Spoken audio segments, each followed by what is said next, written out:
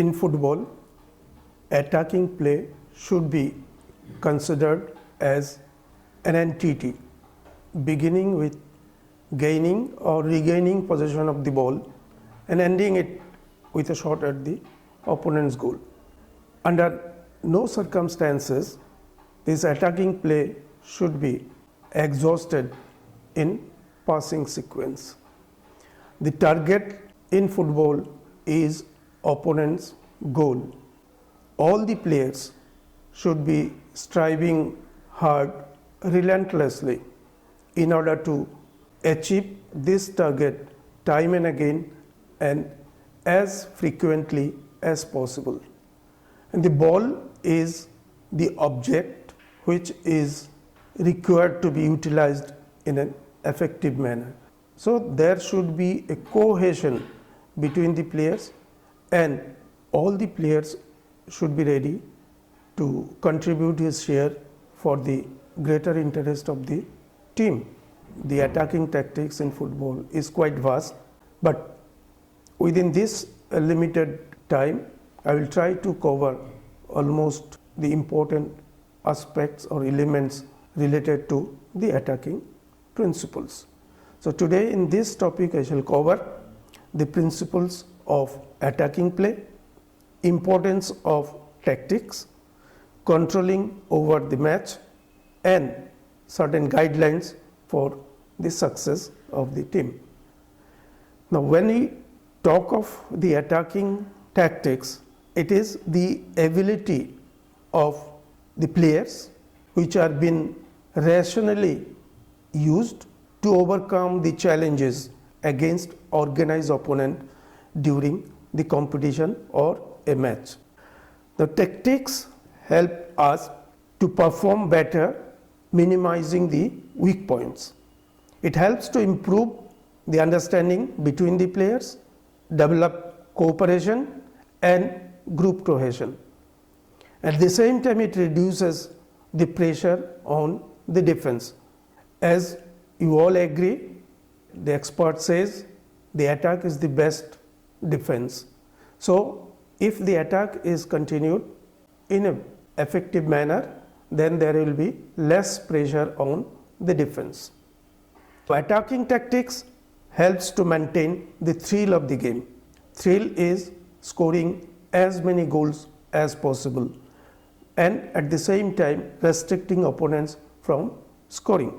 If there is no thrill in the game, then the spectators will not come, players will not enjoy the game and nobody will like to see any football match. Winning is important, but developing players and the team is more important.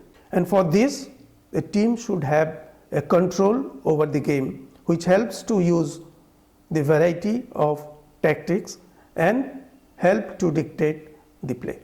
When you classify the tactics, the attacking tactics, it can be classified as individual and collective. Again, it can be subdivided, that is the collective tactics can be subdivided into group and team tactics. Under individual, we shall cover the dribbling, feinting, shooting at goal. Dribbling means controlling and moving the ball with soft stroke of foot combined with body swap, acceleration, change of direction and the rhythm. There is a difference between running with the ball and dribbling. In running with ball, of course, the ball remains under control and we are moving forward. But in dribbling, there is no guarantee that we will be running only in forward.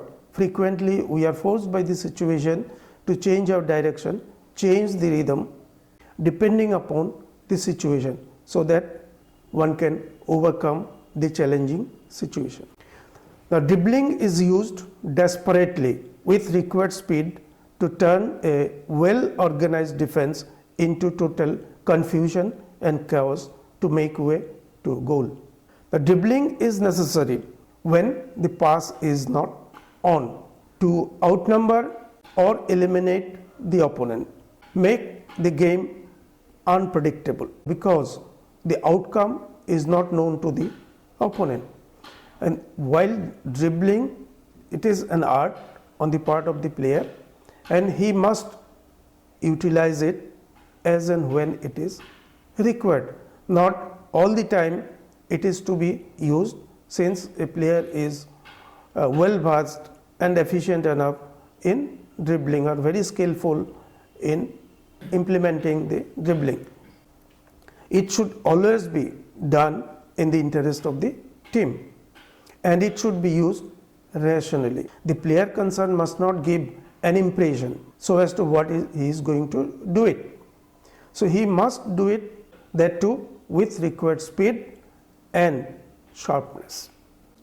It helps to create a favorable situation. Normally when the players are in trouble or is in problem, this should be used as a weapon to overcome that challenge or the situation.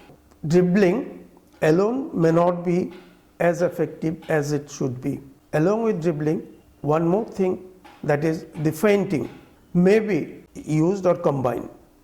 Feinting means it is defined as an action defined to deceive, distract the opponent's attention from the real one. Now it can be executed by feet, by arms, by legs, even with the guys. Now dribbling can become more effective when it is combined with body swap and feinting. Feinting with ball is difficult when it is combined with body swap. The success in feinting with ball depends on the player's own initiative and the poor reaction of the defender. As I said earlier, it should be done in the nick of time with required speed and sharpness, so that the opponents are not in a position to react with the action of the player with the ball. The coordination of movement facilitates hiding the real intention. If the defender is close, the feints performed with legs should be carried out with optimum speed. Shooting is an attempt to send the ball directly into opponent's goal, and it is expected that every attacking move must be rounded off with a shot at the goal. If you are not in a position to score, for example, the goalkeeper has saved it, that will pose a threat to the opposing team, and it must be done as frequently as possible. Shooting opportunity is difficult to create, but to score a goal, every team must attempt it to take a shot at the goal, because it helps to increase the scoring opportunity. So as a consequence, what happens, every team must be consciously creating such situation whereby the opportunity comes to score, and as soon as the opportunity comes in, players must not hesitate in taking a shot at the goal, that too correctly. But before that, the player concerned must keep certain points in mind, such as, are you in a position to execute that kick or execute that shot? Once you have taken a decision, yes, I am in a position to take a shot, then you have to decide the type of shot you are going to take. Which type of kick, whether you are making a low drive, you are making a very deflected one using your outside of the foot, or it should be a swerving one, that is to be decided by the player. Will it be effective? That is also to be considered. We must advise the players to take a shot at the goal at the very first available opportunity. When I think about the collective attack comprises of group and the team. In group, we will cover positioning, passing and receiving. Actually, initially means quite back, the division of responsibility was completely unknown, and the players were not familiar with collective attack, such as the positioning. Now in positioning, a player is to think now when, where and how one should offer positions. Now talking about when, the timing is most important. Now here you can see in the picture, the initiate the moment, the player is preparing to pass. This player is ready to receive that pass, but he must initiate first, keeping in mind the timing when the player is in a position to make the pass. If he runs earlier, he will be pulled for offside.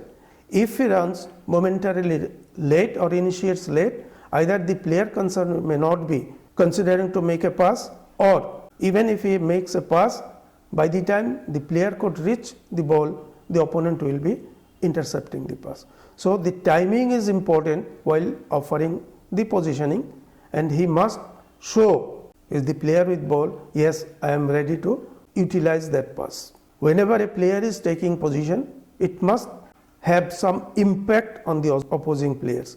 He must distract the attention of the opponents. Otherwise, there is no sense of taking position. Now, it may so happen sometimes you have offered a position, but the player concerned is not passing.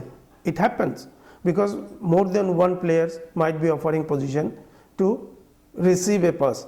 But the player concerned, the player with the ball, will have the authority to decide out of these opportunities to whom he will be passing. But that does not mean you will keep standing or you will not offer positioning. In fact, it is the responsibility of the players without the ball to frequently offer new positions if the previous positions have not been considered by the player with the ball. So frequently they must change and interchange their positions so that the option of the player with ball remains open to make a pass or dribble or to take a shot. And under any circumstances, the player concerned must not run to an offside position. One must vary the pace and direction as situation demands. Create varied opportunities and move in varied direction, keeping opponents gazing. That means the opponent should be kept on gazing. They should keep on analyzing or they thinking that what will be the next. It is also advisable for the attackers to run in the blind side of the defenders, so that they need to change their focus of attention from front to the back, from right to the left. That means they will not be able to give their order of priorities in proper fashion. So the players should position themselves in such a way that the defenders or the opponents are forced to give a wrong order of their priorities. The passing is one of the most important element in attacking movement, or for the success of any attacking movement, passing is considered as one of the most important weapon. Introduction of passing became the basis of attacking tactics or teamwork. Although earlier or in our ancient ages, the players were not passing the ball, they were not aware of whosoever is getting the possession of the ball, they used to keep on dribbling until someone was snatching the ball from him. But the days are gone. Now people have understood the importance of passing, how it helps the team to be effective as far as the attack is concerned.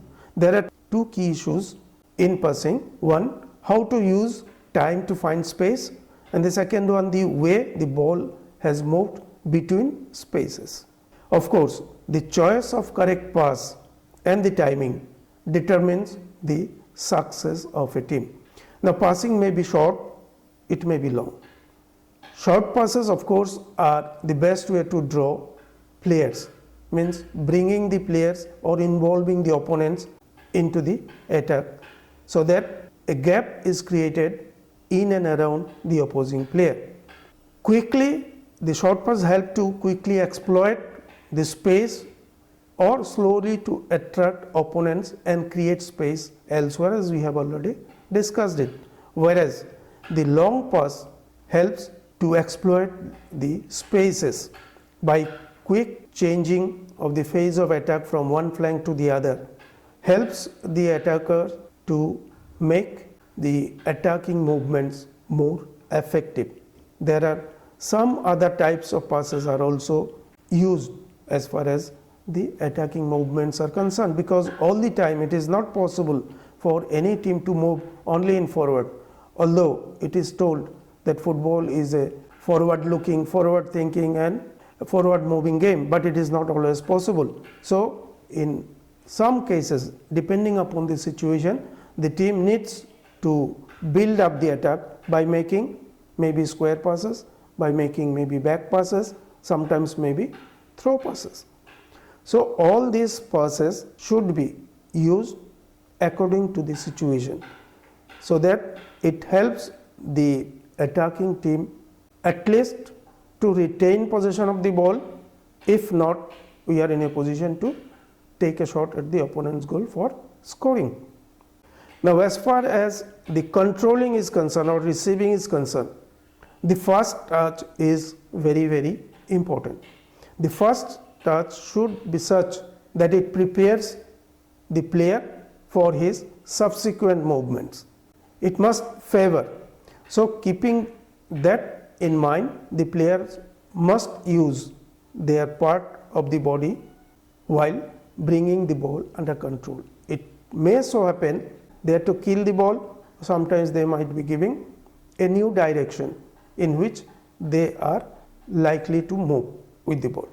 Always, of course, it is advisable to control the ball with the foot which is away from the opponent, and at the same time shield the ball by putting the body in between the ball and your immediate opponent.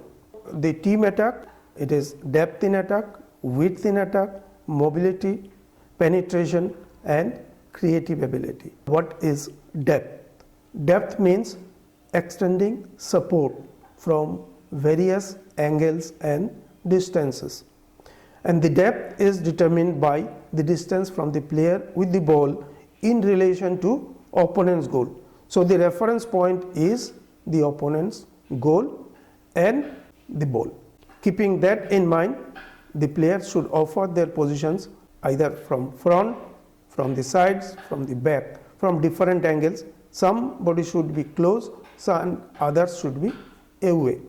Now in depth, the supporting players should offer positions keeping in mind the quality of the player, that is preferably in line with his aspiration. Other players, that means the players without the ball, must also keep in mind his expectation, his aspiration, and accordingly they must offer position. Otherwise the player with the ball is not going to make the pass, because unless he is convinced, yes, if I pass the ball to that player, he is or the ball is safe, then the quality of the opponent who are offering resistance or challenging the player. Keeping that in mind also, one should offer positions and the area of the field in which part the player is. Now the positioning should neither be too close to the player with the ball, nor it is far away, because if the players are too close, there will be too congestion. If it is too far, there will be lack of communication and understanding. So the players should position. Some players, as I said earlier, should be close by, and some others should be away and from different directions, so that the option of the player with the ball remains open. Either he may make a pass or he may choose his other options to move with the ball or take a shot at the goal. The movements of the players without the ball actually determines the nature of attack, or they are actually responsible to give shape of the attack. As I said, the movements of the players without the ball are more important as compared to the player with the ball.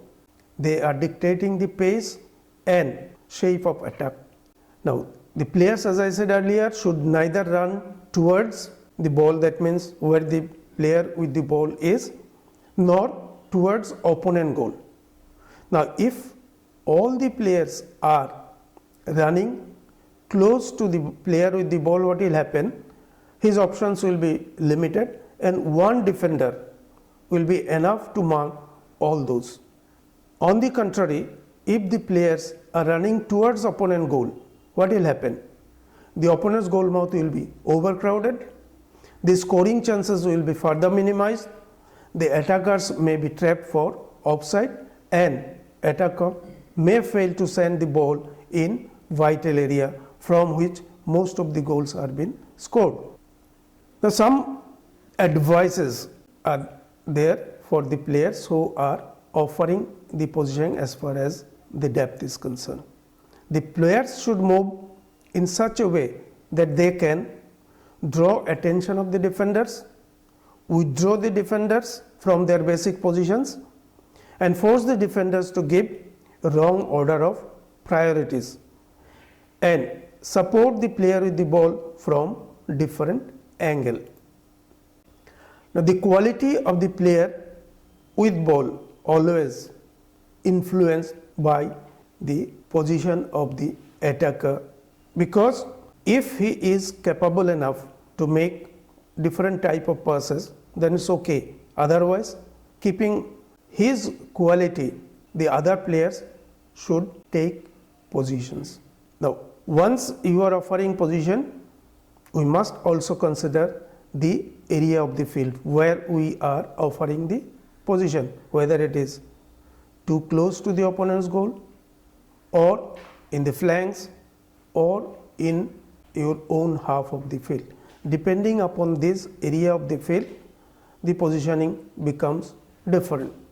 The more closer to the opponent's goal, it is obvious more shallower the depth will be, and of course the distance from the goal. Now, all these things should be considered while positioning. Now, certain advantages are of course there in maintaining the depth in attack. What are those? The variety of passing opportunities remain open.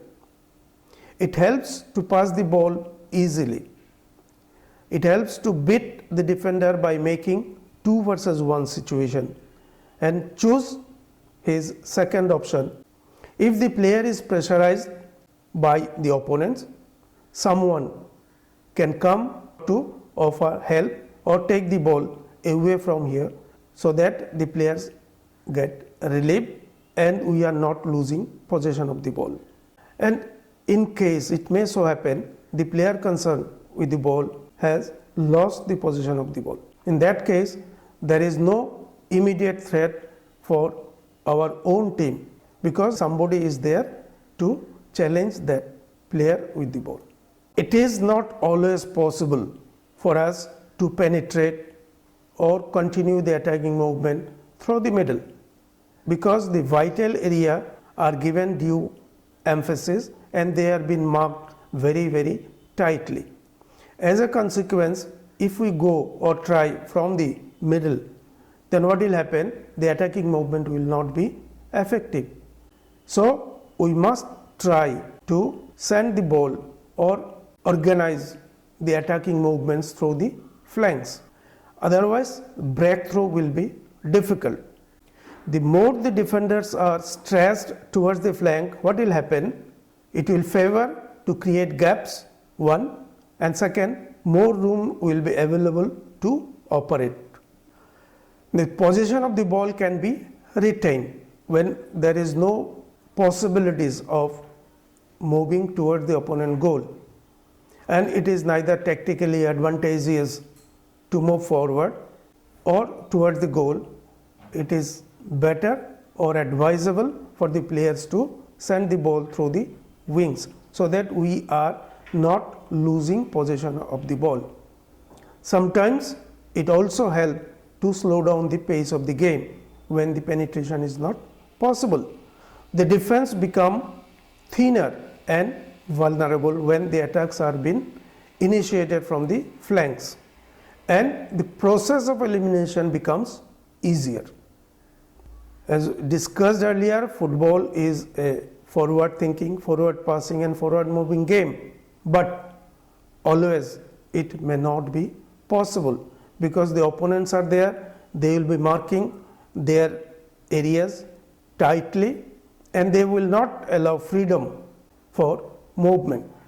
But on the contrary, the aim of every attacking move should be directed to opponent's goal as frequently as possible, because in order to score goal we must penetrate the opposing defense. If we fail to do that, that means we will not be successful and we will not be able to win that match. Penetration is not an easy job, but is very important for winning. The difficulty of penetrating the opposing defense becomes very, very difficult when both the teams are evenly matched. That means they are equal in quality and they are offering proper challenge.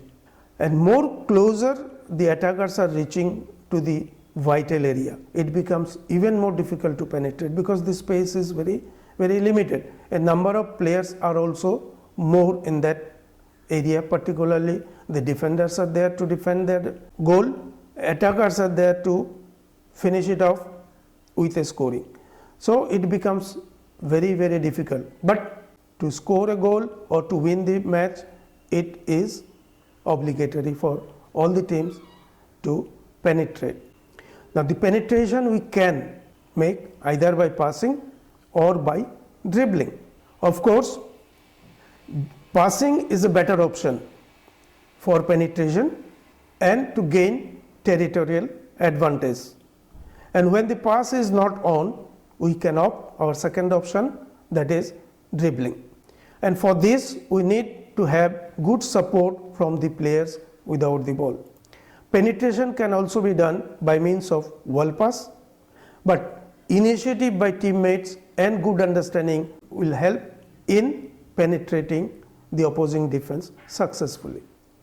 The other important element is the process of elimination. That means once we have eliminated a player or beating a player, he must not be given chance or the scope to come in front of the ball again to offer his challenge. So the elimination means keeping opponent out of picture. It is very difficult but most important. This process of elimination can be done by passing, by dribbling or by shooting. But in all cases there should be an element of surprise. Without the surprise, this elimination will not be effective.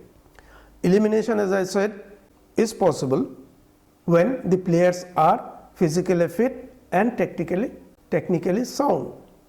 The process of elimination will be effective if the following conditions are fulfilled. The players must understand how the attack is building up. That means they should have anticipation about the progress or the development of the attacking movement, how it is progressing, how it is developing. The position of the opponents, and the players concerned must be able to anticipate a series of movements in advance, and for this a good understanding between the players are a must. For having creative ability, it of course depends on the individual brilliance, but at the same time the other players also must cooperate. Other players also must understand how the movements are going on, and every tactical move should have some surprise. They must not be able to anticipate what is next. They should always be keep on guessing. Now drive in creating new and favorable situations always. An unlimited variation of movements to beat highly organized opposing defense is a must, and this can be done only if the players are having creative abilities. For creating certain things which are not in existence, the players must be able to think in a positive direction. Players should also possess innovativeness, create something out of nothing, and constantly offering support by the players without the possession of the ball to each other unconditionally. If there is a condition, if something happens, then only I will do this. No, they should offer their positions unconditionally, then only creating certain things out of nothing will be possible. Now an Hungarian expert rightly said that it is not an exaggeration to say modern attacking play is based on constant, planned and quick place changing, or in other words, varied movements of attack. An attacker who is quick of the mark or having high degree of adjustable mobility and maneuverability has the decisive advantage. Mobility means the players are not restricting to a particular zone or particular position. They should be ready to move or change and interchange their positions frequently, keeping in mind the actual situation. The concept of present day football is very, very difficult. No one should expect or get a freedom of movement on the field, particularly when they are reaching to the opponent's vital area from where most of the goals have been scored, because that will be marked very tightly. Along with this, the players who are operating in the vicinity of this vital area will also be marked. But in order to score goals or dominate over the opponents, the players must be free. That means the players must know how to get rid of his immediate opponent. Now there is a conflict, as I said, between time and space. If one can get the ball under control earlier, he will get more time as well as more space. But if he delays in bringing the ball under control or moving to a particular position, that means there will be less time available and also the less space. So the conflict goes on. In order to dominate over opponents and to score goals, players must create certain space and exploit it in an effective manner. And for this, every player should be ready to contribute his share for the greater interest of the team. It is possible if the players are technically sound and physically fit. Apply dummy and decoy runs. Now dummy and decoy runs means the players are moving, players without the ball are moving from danger zone to the less dangerous zone or from middle to towards the flank in order to withdraw the defenders from their basic positions, although they don't have immediate hope for getting the ball. But if the players, that is the opponents, are not following them, what will happen? The player concerned who are executing the dummy runs, they will be free, because in the vital area they are marked by the opponent, but when they are moving away, they are likely to be free. If the opponents opt to move along with him, that means a space will be created in front of the goal. So as and when it is possible, the player should use the dummy and decoy runs, and they make their movements unpredictable. It must not be predictable, it must not be informative to the opponents. The players must be able to succeed in most of the duels, that is 1 versus 1 situation. So these guidelines may be followed in order to achieve success or to be effective as far as the attacking movements are concerned. All the players should try to understand and then implement those points. It is not be wise to say that the players must follow this or players must do this. As such, these attacking principles or all tactical principles are merely guidelines which help the team to achieve success. As far as the attacking movements are concerned, attacking play is concerned, all the players must make a change in their behavior, in their approach, in order to achieve success. Thank you very much.